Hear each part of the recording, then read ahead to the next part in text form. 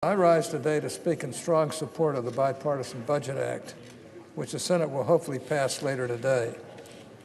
Now, this bill, as the name implies, is the result of some rigorous bipartisan and bicameral negotiations. I'm pleased to have played a part in this endeavor, and I'm gratified to note that in addition to keeping... It will be in order. I'm gratified to note that in addition to keeping the government open and providing much-needed resources for our troops, the bill before us addresses a number of longstanding priorities of the Senate Finance Committee, including many that I have personally been working toward for years now.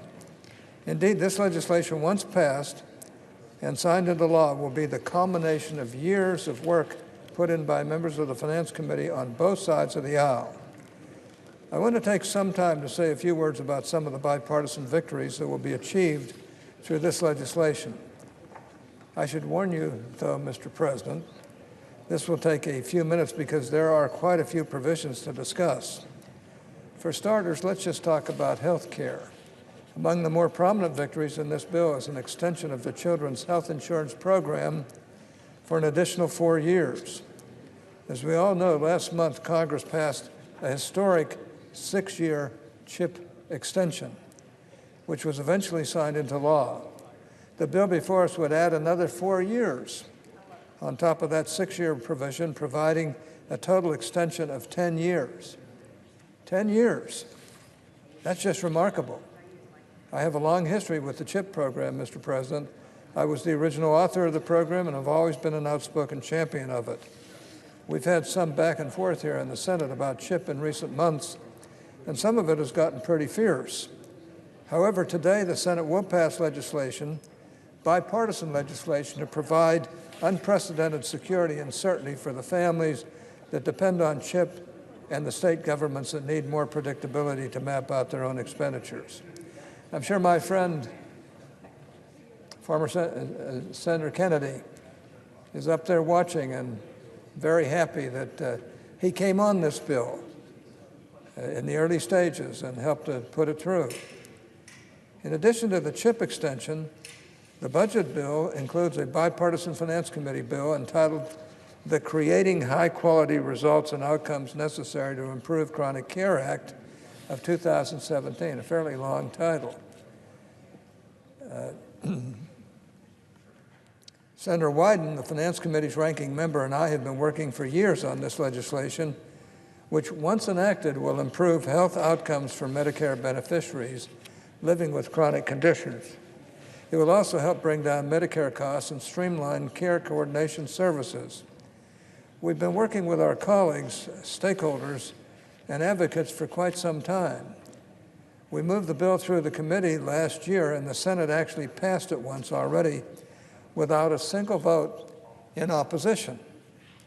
This legislation will finally get the Chronic Care Act to the President's desk. I want to thank Senator Wyden for the time and effort he's put into this effort. I also want to thank our other colleagues on the Finance Committee, particularly Senators Isaacson and Warner, who joined us on a working group to develop this important legislation and move it forward. This bill, as promised, will relieve a great deal of suffering for Medicare beneficiaries and will do so in a fiscally responsible manner. The budget bill also contains a package of bipartisan provisions that have come to be known as Medicare and health extenders. These provisions are high priorities for a number of our members throughout the Senate, and I am very pleased that we were able to include them in the final package of the spending bill. And while these are all important, I'd like to highlight that there are a few provisions that we were able to permanently resolve and not just extend. One such provision will repeal a flawed limit on the amount that Medicare would pay for outpatient physical and other therapy that threatened access for some of the most vulnerable patients. I worked with other members in both chambers to find a lasting solution to this decades-old problem, again, demonstrating that Congress can tackle hard problems. and not just kick the can down the road. In addition to the Medicare extenders, the bipartisan funding bill also includes some key reforms to the underlying Medicare programs.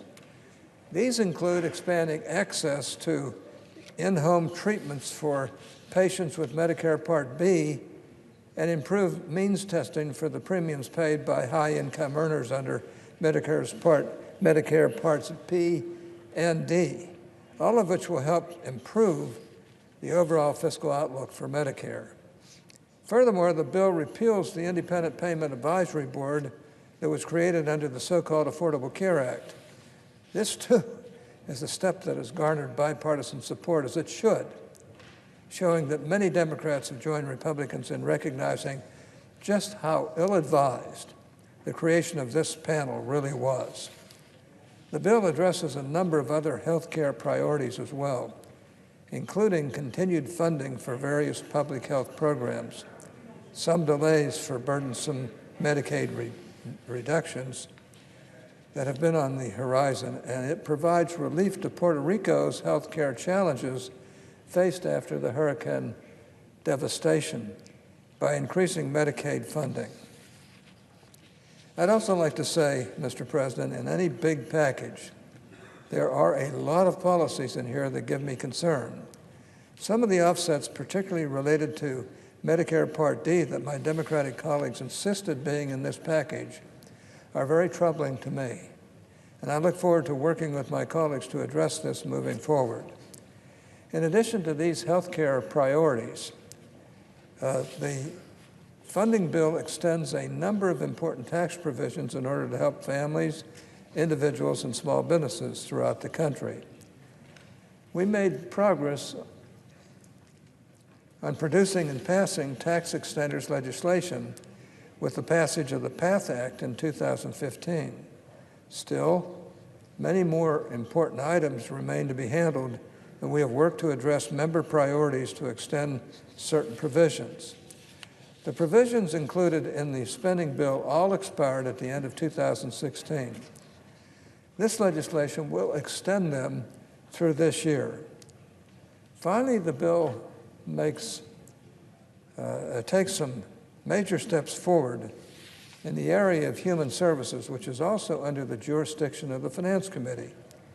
In addition to continuing funding for important child and family services programs, the bill includes the Family First Prevention Services Act, another bill originally introduced by Senator Wyden and myself to strengthen families and reduce inappropriate foster care placements.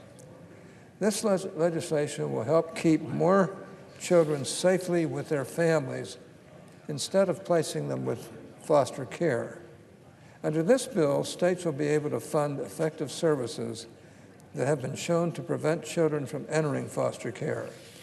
It will also encourage states to place children with foster families instead of in-group homes, and it will reduce the bureaucracy faced by relatives who seek to take in children rather than have them end up in foster care. Also included in the spending bill is the Social Impact Partnership Act, a bill that I introduced along with Senator Bennett, which will support innovative public-private partnerships to address critical social and public health challenges. As a result of this bill, states will identify key social challenges they want to address, state the results they hope to achieve, and the federal government will pay for a rigorous, independent evaluation to verify that they achieved the outcome. Mr. President, as you can see, we've been very busy in the Finance Committee for the past few years. Obviously, we've seen success in some of the more high-profile items like tax reform late last year, as well as long-term highway funding and renewing Trade Promotion Authority in 2015. But our work has gone far beyond these efforts. And thankfully, with passage of this spending bill, many more of the committee's efforts, virtually all of them, bipartisan, will come to fruition. I want to thank the Senate leaders from both parties who have worked with us to include all of these important provisions. I want to thank my colleagues on the Finance Committee, both Republicans and Democrats, who have put in so much time over the years on all of these efforts and congratulate them all for the success we look forward to seeing this week. Of course, Mr. President, we do still have to pass the bill. Therefore, I urge all of my colleagues on both sides of the aisle to vote in favor of this bipartisan legislation. And with that, I yield the floor.